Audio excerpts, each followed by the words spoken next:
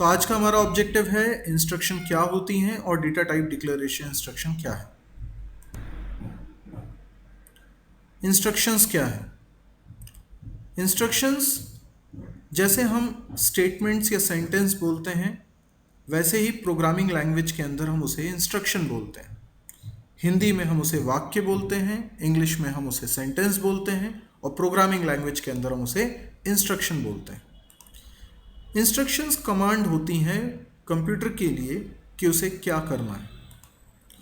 Instructions चार तरह की होती हैं: data type declaration instruction, input output instruction, arithmetic instruction and control instruction. Data type क्या होते हैं? सी लैंग्वेज में कुछ 5 कीवर्ड्स हैं जिनको हम डेटा टाइप भी बोलते हैं।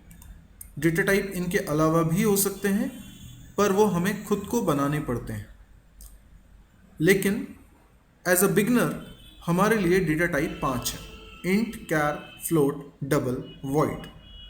जिनमें से हम शुरुआत में सिर्फ पहले 4 का ही इस्तेमाल करेंगे।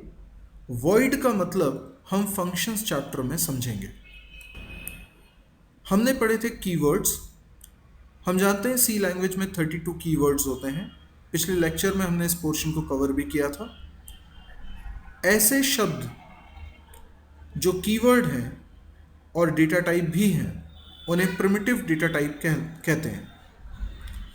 मैंने यहाँ पर रेड कलर से इनको हाईलाइट भी किया हुआ है।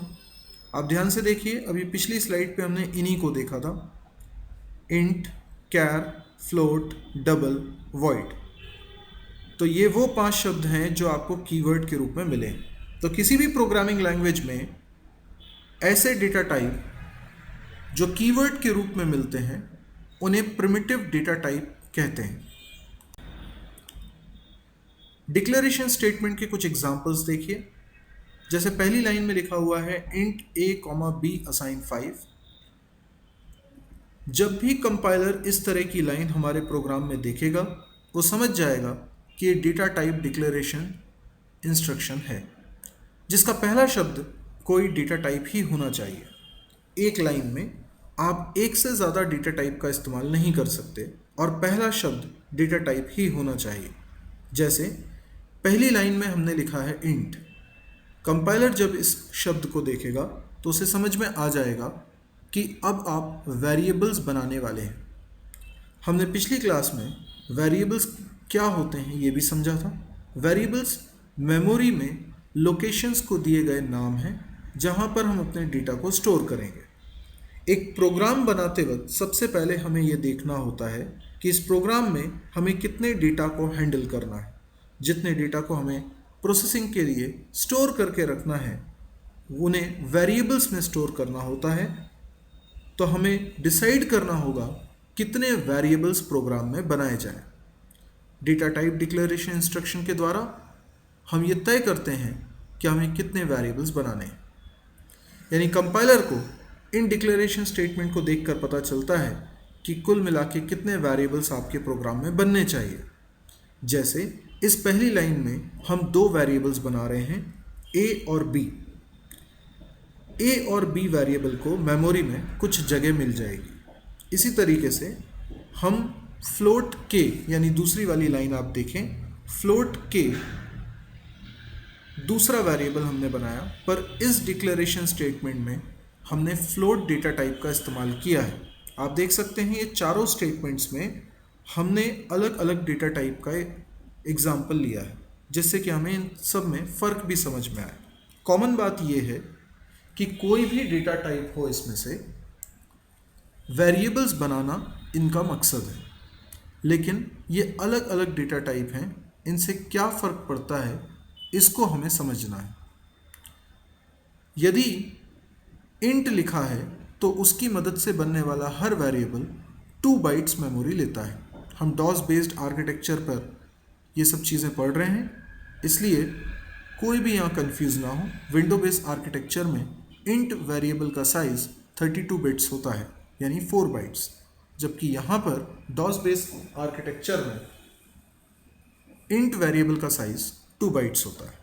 तो ए वेरिएबल को भी 2 बाइट मेमोरी मिली और बी वेरिएबल को भी 2 बाइट मेमोरी मिली, लेकिन फ्लोट की मदद से बनने वाले वेरिएबल को 4 बाइट्स मेमोरी मिलती है। इसी तरह से कैर की मदद से बनने वाले वेरिएबल्स को 1 बाइट मेमोरी मिलती है। डबल की मदद से बनने वाले वेरिएबल को 8 बाइट्स मेमोरी मिलती है। क्या आप इन चारों स्टेटमेंट्स को देखकर ये बता सकते हैं कि कुल मिलाकर कितने वेरिएबल्स यहाँ बन रहे हैं? ए, बी, के, सी, एच, एम और D1, ये हैं कुल मिलाकर 6 वेरिएबल्स। इंट की मदद से बनने वाले वेरिएबल्स में इंटीजर कांस्टेंट स्टोर होता है।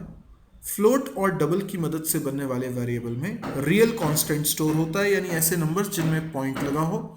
कैर की मदद से बनने वाले वेरिएबल में कैरेक्टर कांस्टेंट स्टोर होता है। हमने बी को बनाते वक्त उसमें 5 असाइन भी किया है। आप ध्यान से देखें, पहली लाइन में बी असाइन 5 लिखा है। इसको इक्वल टू रीड नहीं करना है, इसको असाइन रीड करना है। ये एक असाइनमेंट ऑपरेटर कहलाता है। सी लैंग्वेज में इक्वल टू किसी और को बोला जाता है। हमने यहाँ पर 5 बी में स्टोर किया है। अगर हमने बी में 5 स्टोर किया है तो ए में क्या रखा हुआ है? ए में अनप्रिडिक्टेबल नंबर है। जब भी हम किसी वेरिएबल को बनाते वक्त इनिशियलाइज नहीं करते हैं तो उस वेरिएबल में जो वैल्यू रखी रहती है वो हमने नहीं रखी, इसलिए वो अनप्रिडिक्टेबल है। ऐसी वैल्यू को गार्बेज वैल्यू कहते हैं। तो सभी वेरिएबल्स में जिसमें हमने इनिशियलाइजेशन नहीं किया है उनमें गार्बेज वैल्यूज़ रखी हुई हैं। हम डिक्लेरेशन के बाद भी वेरिएबल में वैल्यू इनिशियलाइज कर सकते हैं। तो ये कोई ज़रूरी नहीं होता कि जब आप वेरिएबल डिक्लेयर कर रहे हैं उसी वक्त आप वैल्यू भी इनिशियलाइज करें। ये डिक्लेरेशन स्टेटमेंट्स कंपाइलर के लिए होते हैं ताकि कंपाइलर को वेरिएबल्स के नाम का पता चल सके, और पूरे प्रोग्राम में अगर इन नाम को इस्तेमाल करेंगे तो कंपाइलर को उसका मीनिंग समझ में आ सकेगा। तो इस तरीके से हमने देखा कि वेरिएबल्स का डिक्लेरेशन हम कैसे करते हैं। ये डिक्लेरेशन स्टेटमेंट है। इसके अलावा जो भी लाइंस आप अपने प्रोग्राम में लिखते हैं उन्हें एक्शन स्टेटमेंट कहा जाता है, और सी लैंग्वेज में यह रूल है कि हर ब्लॉक में डिक्लेरेशन स्टेटमेंट एक्शन स्टेटमेंट के पहले ही होने चाहिए। आप एक्शन स्टेटमेंट पहले लिखेंगे और डिक्लेरेशन स्टेटमेंट बाद में लिखेंगे तो एरर आएगी। ये सी लैंग्वेज का रूल है। C++ लैंग्वेज में रूल थोड़ा सा डिफरेंट है। वहाँ पर हम एक्शन स्टेटमेंट के बाद भी डिक्लेरेशन स्टेटमेंट लिख सकते हैं। यदि आपको डेटा टाइप डिक्लेरेशन इंस्ट्रक्शन का ये चैप्टर पसंद आया हो तो आप इस वीडियो को लाइक करें, इस चैनल को सब्सक्राइब करें और आगे और भी वीडियोस देख सकते हैं।